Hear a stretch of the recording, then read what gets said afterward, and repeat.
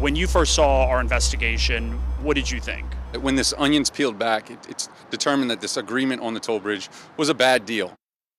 Well, legislation has been filed. WDSU Investigates dug into the controversial Belle Chase Bridge. Yeah, and so now some drivers may not have to pay that new toll. WDSU investigator Aubrey Killian is live in the studio with this big development. Aubrey? Hey, Stella, so like you mentioned, this is a big development. So one lawmaker is now working to change the law, and if these bills are approved, people who live in Plaquemines Parish, they could be exempt from paying that toll.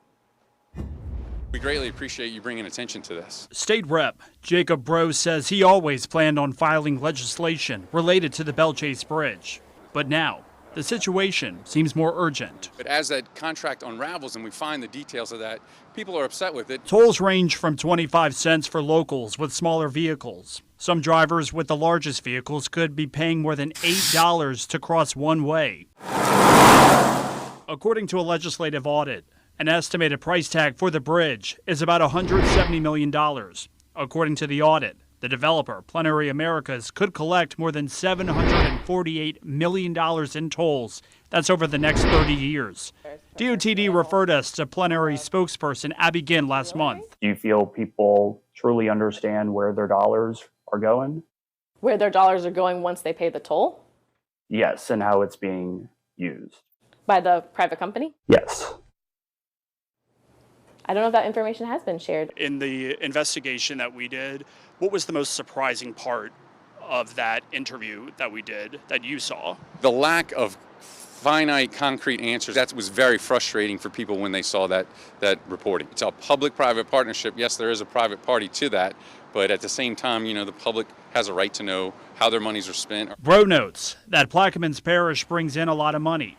Many people who don't live in the parish work out here. Plaquemines LNG, Venture Global is the parent company, but we also have some prior existing things now. We have the air base, we have a Chevron refinery. And under the current contract, if the state constructs new facilities that allow users to avoid paying tolls, it could be required to make payments to compensate Plenary for lost toll revenue.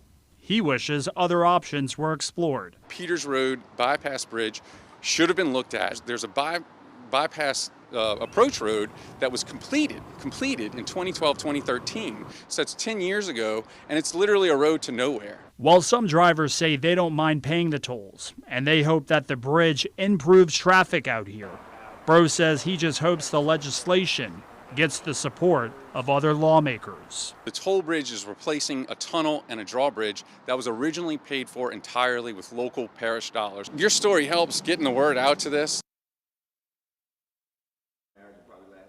And Gina, today I did reach out to DOTD, the governor, as well as Plenary. We did give them a deadline at 6 o'clock.